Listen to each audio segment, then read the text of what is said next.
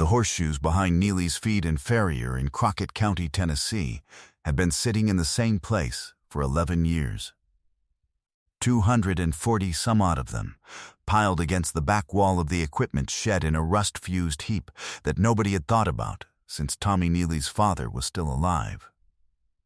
Tommy himself had stepped over that pile so many times he'd stopped seeing it. When he did think about it, he thought about the cost of hauling it to the scrapyard in Alamo, which wasn't worth the diesel. So it sat. Season after season. The kind of thing that becomes part of a building the way a cracked floorboard does. Present, permanent, not worth dealing with. Every man who came through Neely's had looked at that pile at one point or another.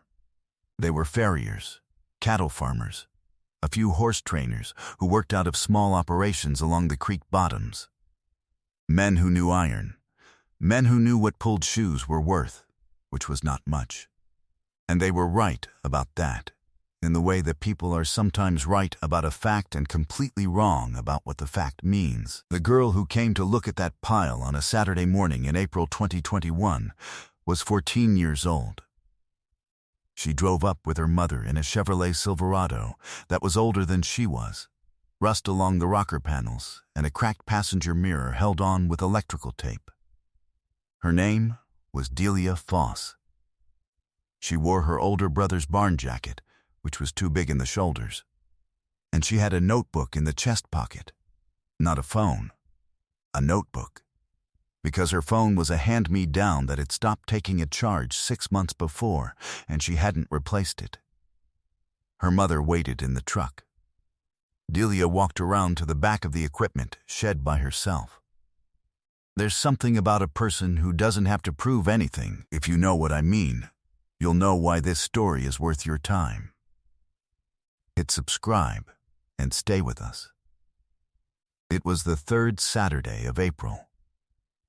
The Tennessee hills were green the way they get in that particular week of spring when everything comes up at once and the air smells like mud and something sweet underneath it. The Neely's lot sat off a 2-lane county road in the eastern part of Crockett County, and on a Saturday morning there were 8 or 9 men moving through it, picking up supplies, talking in the doorway, doing what men do at a farm supply on a spring morning when the week's work is still ahead and there's no particular hurry yet.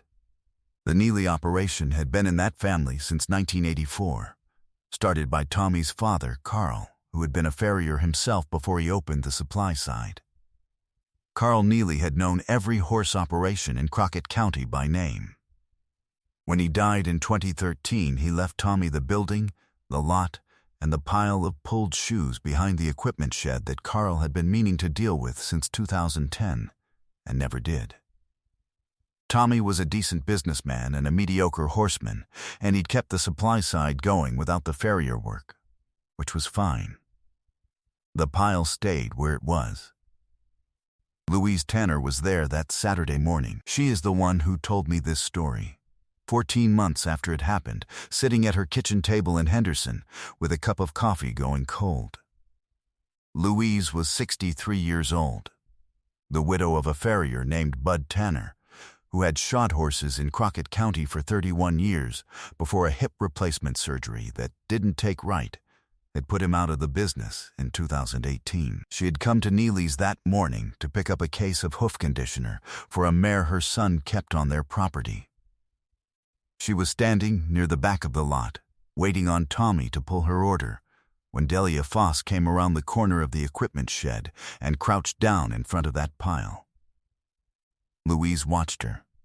She didn't say anything right away. She told me later she didn't know why she stayed watching.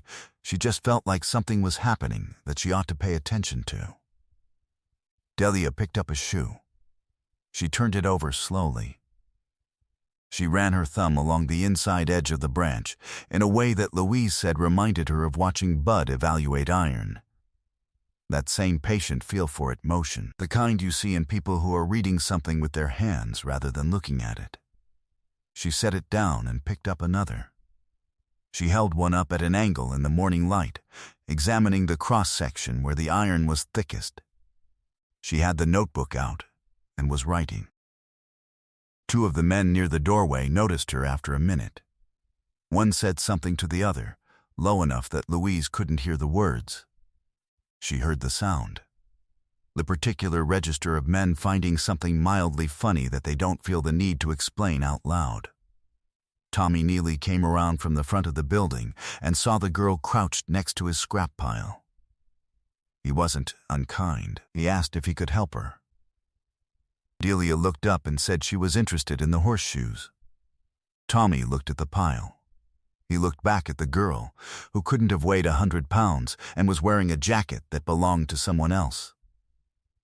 He said the horseshoes were junk. He said it gently, the way you tell someone they've misread a map, not to embarrass them, just to keep them from going the wrong direction. Delia said she understood. She asked what he'd take for the pile. This produced a moment. Tommy looked at the pile the way a man looks at something he has never had to assign a number to. He thought about it. He said $25 and she could have the whole thing, but she'd have to load and haul it herself, because he didn't have the time or the equipment to help. Delia said that was fine. She asked if she could bring her mother around to look at it first. Tommy said sure. She went back to the truck. Her mother came around, a woman named Carol Foss, 41, who worked the afternoon shift at a distribution center in Humboldt 5 days a week, and who wore the expression of a woman who had agreed to something without being entirely sure what she'd agreed to. She looked at the pile. She looked at Delia. She said, "All right." Just that. Delia paid Tommy Neely $25 in a fold of bills from the front pocket of the barn jacket. She and her mother loaded every shoe into the bed of the Silverado by hand. It took an hour and 20 minutes.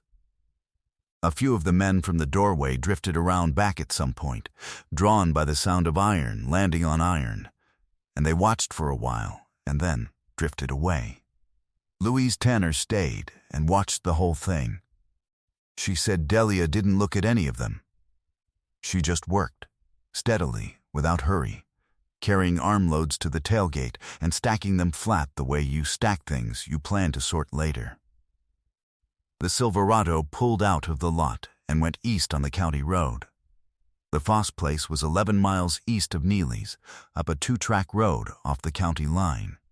42 acres that Carol had inherited from her own mother in 2016, along with a mortgage that had 4 more years left on it, and a barn that needed the south wall reframed. There was no horse operation there, no cattle to speak of. Carol grew a kitchen garden and kept 4 chickens, and the barn was used for storage and, since the previous fall, for what Delia did in it. What Delia did in it had started with a dead man's notebooks. Her great-grandfather, Carol's grandfather, a man named Harold Sutton, had been a tinner and a blacksmith in a modest way, running a shop in Lexington, Tennessee from 1968 until he closed it in 2003, when his eyes had gone bad enough that the detail work became difficult. Harold was not famous. He did not have a reputation beyond Henderson County. He fixed things that were broken and made things that people needed: garden tools, fireplace hardware, agricultural implements that the welding shop down the road wasn't set up to handle. He was competent in a way that never got written up anywhere, because competent men who do what they say they'll do don't get written up. They just get called back. Harold had learned his trade the old way. His own father had been a farrier in Carroll County in the 1930s and 1940s, back when a farm still needed a blacksmith the way it needed a well. Harold had been in the shop since he was 9, working the bellows and cleaning scale and watching. By the time he was old enough to work the iron himself, he had seen enough to know the difference between forcing metal and reading it. That distinction, forcing versus reading, ran all through his notebooks like a thread. He kept 11 of them. Composition notebooks, the black and white kind from the school supply rack, filled in pencil and occasionally in blue ballpoint when the pencil wasn't handy. Harold wrote down everything he made, everything he tried, every technique that worked, and every one that didn't. He wrote down heat colors for mild steel and what they meant, explained in language so specific and visual that you could read the description and know what color to look for without ever having stood at a forge. He wrote down the difference between a forge weld and a pressure weld, and when you used each one and why. He wrote down how to move metal without fighting it, how to work with a piece's own nature rather than against it, how to let the iron tell you what it wanted to become. He had a long section in the third notebook on repurposing old iron, pulled horseshoes, barn hardware, plowshares, wagon fittings, that ran to more than 40 pages and included pencil sketches of the finished forms in the margins. Harold died in 2011.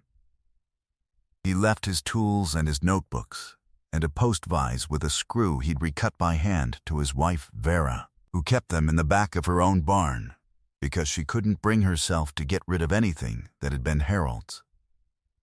Vera died in 2016 and left everything to Carol, who packed the notebooks in a box and put them in the barn because she didn't know what else to do with them, and she wasn't ready to throw them away. Delia found them when she was 12, cleaning out the barn with her mother on a Saturday afternoon in 2019. She pulled one out, sat down on a hay bale, and started reading.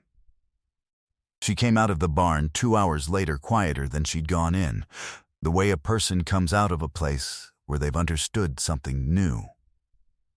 She read all 11 notebooks over the winter. She read some of them twice. She read the section on old horseshoe iron 4 times, stopping to copy out the key passages in her own hand into a new notebook she'd bought at the dollar store with Christmas money. She didn't fully understand all of it yet. Some of Harold's notes referenced material and techniques that required experience she didn't have. A felt sense of heat and timing, and the behavior of iron under a hammer that only came from hours at the forge. You could read about fire scale and decarburization as many times as you wanted. At some point, you had to make the mistake yourself to understand why Harold had bothered to write the warning down. She asked her mother if she could try the forge. Carol said Harold's forge wasn't there anymore. He'd taken it when he closed the shop, and it hadn't come with anything. What had come was the post vise, the canvas roll of tongs and punches and chisels, 2 swage blocks, and the notebooks. Delia researched forges at the school library on a laptop because the one at home had a broken hinge and kept losing its connection. She built one from a brake drum she found at a junkyard in Jackson for $3, a blower from a scrapped shop vacuum, and a grate cut from expanded metal using her mother's angle grinder. She set it up in the barn in November 2019, fired it the first time with charcoal, and made nothing she would have shown anyone. She tried again the next week and the week after, working on weekends and on evenings when there was enough light left. By February 2020, she was making hooks. By June, she was making what Harold's notebooks called flatwork, decorative panels worked from flat bar or open shoe iron, the kind of thing that Harold's third notebook had 40 pages on. She sold her first piece at 13. A wall-mounted candle holder to a woman from her mother's church, $12, which was not enough but was a number someone had been willing to pay, and that was a start. She kept the record in the back of her notebook, the way Harold had kept his. Date, piece, material cost, sale price, what worked. What she'd do differently. She had been selling things for a year and a half by the time she drove to Neely's with $25 in her pocket. She knew what she needed. She needed volume, more iron than she could find at estate sales in 1s and 2s. 240-some pulled horseshoes, sorted and worked over the course of a year, could produce between 60 and 90 finished pieces depending on what she made. She had done the math in the back of her notebook the week before. At the prices she had learned to charge without people hesitating, that was somewhere between $3,200 and $5,500 in finished work. She paid $25 for the pile, and she drove it home. Louise Tanner watched her load the last shoes into the Silverado. She almost didn't say anything. She told me she almost let them just pull out because she wasn't sure it was her place. Then Delia came back around from the passenger side and walked over and said thank you to Louise directly. Because Delia had noticed Louise watching and had understood it as something different from the way the men near the doorway had been watching. Something quieter, without the amusement in it. Louise asked what she was going to do with them. Delia told her. Briefly but specifically, the forge, the flatwork, the commissions she had pending, what Harold's notebook said about worked horseshoe iron. Louise listened to all of it. She didn't have anything useful to say right then, so she didn't say anything. She told me later she thought about Bud, about 31 years of pulled shoes hauled off and piled up and rusted away all over Crockett County. She thought about all that iron. The kitchen bracket commission came in July. A woman in Lexington who had seen a photograph Carol posted on a neighborhood page without telling Delia, a wall-mount bracket system for hanging cast iron. 16 inches of ironwork, with a decorative twist in the upright and a small leaf form at the terminus. The woman paid $480. Her material cost had been $9 and some change. The woman posted a photograph of the installed piece on a home renovation page with a following of several thousand people, tagged it as locally made custom ironwork from Henderson County, and included Carol's phone number. The phone rang for 3 days solid. Not all of those calls became commissions. 11 of them did.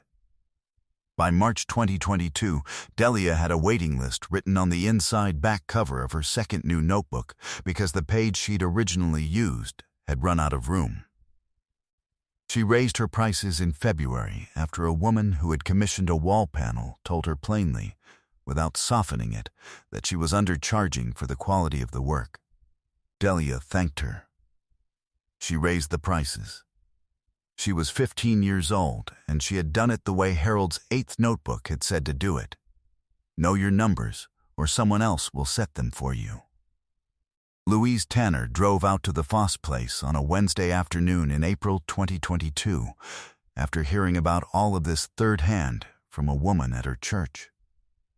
Carol walked her out to the barn. Louise stood inside the doorway for a moment before she moved. The shelving along 2 walls held pieces in stages. Finished, near finished, in progress, raw stock organized by size in wooden bins. The forge sat on a small concrete pad. Harold's post vise was bolted to its own heavy timber. The canvas roll of his tools hung above it on a board with cut nails for hooks. On the work table in the center of the barn, under the drop light, 3 pieces were in progress. Louise walked along the shelving slowly, the way you walk through something you want to take in properly. She stopped in front of a fireplace surround panel. Horseshoe iron opened flat and worked into a repeating geometric pattern with a small rosette punched at each intersection point. She looked at it for a long time. She asked Delia what something like that sold for. Delia said that one was going to a client in Memphis for $950. Louise looked at the piece. She looked at the girl standing next to the forge in her brother's barn jacket. A different jacket now. Or maybe the same one. It was hard to say. She thought about Bud. She thought about all the shoes he'd pulled and left in piles. She thought about Carl Neely's scrap heap sitting behind the equipment shed for 11 years while everyone stepped over it. She told Delia that her great-grandfather would have liked this. That was all she said, because it was the truest thing she could think of to say. Delia said she thought so too. Delia Foss is 16 now. The ironwork operation out of the Foss barn in Crockett County does between 50 and 65 pieces a year.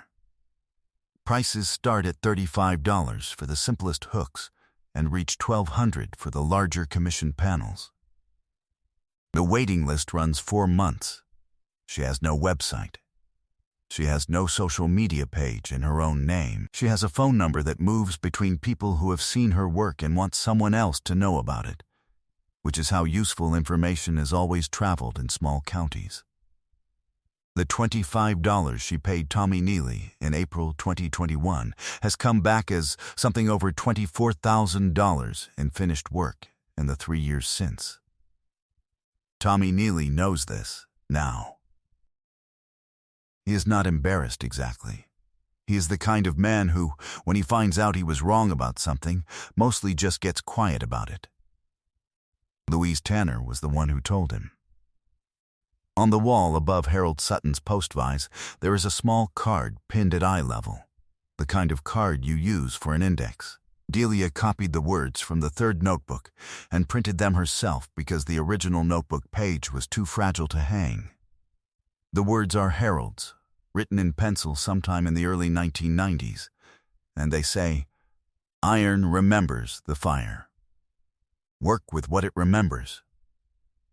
She has been doing that since she was 12 years old and she started reading. There is a certain kind of knowledge that doesn't look like knowledge from the outside.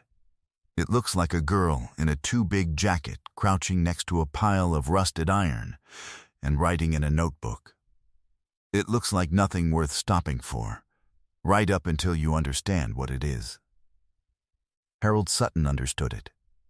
He wrote it down in 11 notebooks and left them in a barn so someone else would too. Someone else did.